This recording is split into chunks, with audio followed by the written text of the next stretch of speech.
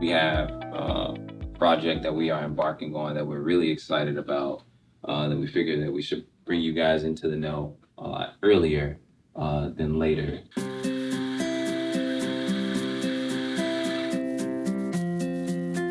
I know we met a few years ago now, and as Rod and I have been talking about just our overall journey for the business and being a social enterprise, one of the areas that we're not the strongest on is climate. And so seeing where you are now with SGS, wanted to reach out and just pick your brain a bit in the sense of, where is the right place for us to start on this? I mean, I'll be honest, I think highly of you guys already. The environment score, there's opportunity there around climate. Being able to learn from you all's experience and background with other businesses just bodes really well for us. So Pernell and Rod are going to give us some info about a project that we are working on. Climate is super critical in the industry that we're in. That Mother Earth is intended to appropriately direct implications to our business, to the industry. And so while we are doing this to get better for ourselves, we also are doing this to be an example for the coffee industry. We have partnered with SGS in the pursuit of improving how we impact the climate and overall how we can improve our operation from doing such. A goal that we have is to having the highest B Corp score of all the coffee companies that bear that certification. So improving on the environmental side will definitely help us do that. It's about they from where do they invest, from where do they source. The premier stamp of approval in our estimation was the B Corp certification.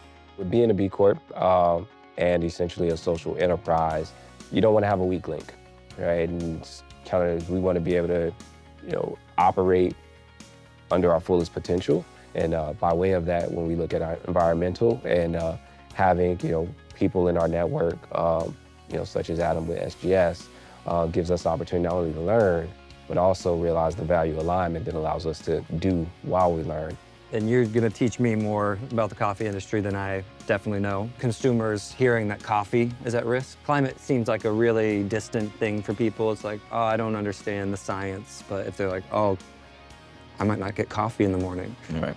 It's important for us to not have started as an environmentally focused company, but to ensure that environment is prioritized as we execute our business, because what are we doing if we're not prioritizing that? So what do we need to do, or can you outline for us the next steps on us to engage in this project?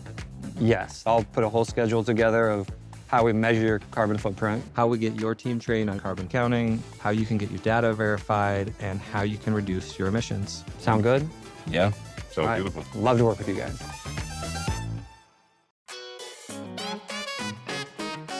All right, this is what we've been waiting for, carbon footprint, and we got really good numbers. So organizational boundary is just the roastery, the one location, and full supply chain, upstream, downstream. Yep. So that's what you're gonna see.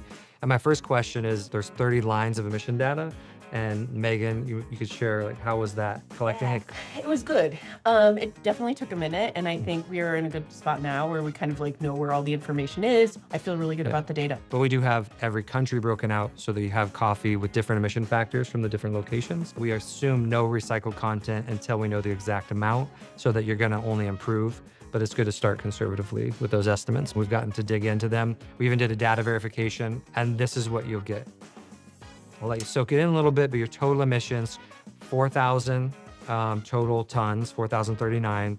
You also came out very low on the emissions per pound, but 98% is upstream and downstream. It's not your four walls, you don't own it, and that's a large percentage. Right. So we can't control 98% of the emissions footprint. That's one way of saying it for now. It's got to be really good influencers. Yeah. I would say you don't have direct control, but there's indirect, there's collaborations, there's purchasing decisions, there's conversations that can be started with partners. We've got some other things to work on, 3 things to focus on. 77% of that 98% is packaged coffee. That's your bag and box, the bibs. Fractional packs, frac packs, K-cups that go in the pods, and the aluminum cans for the cold brew. Yeah. Raw beans themselves are still 11% of that 98%. So you can look at which we've already started, country of origin, cultivation method, definitely things that impact the emissions. And the third on the list, which is still important, is how you transport those packages and those coffee beans. That's hauling. And so how do you look at where it gets delivered to the customer? Coffee bean sourcing is going to be number one for an impact. Then it's packaging materials, because you're kind of pulling the coffee that's in the package up. And then haulers is third, still very relevant. It reminds me of the fair trade trip that we were supposed to go on, got canceled, and it would be amazing if we got a chance to go to Origin and just really immerse ourselves as a company in all things harvesting and all things green coffee, given, again, how much this impacts our objectives right now. And where was that trip going to be? It was going to be to Peru. That sounds great. Yeah.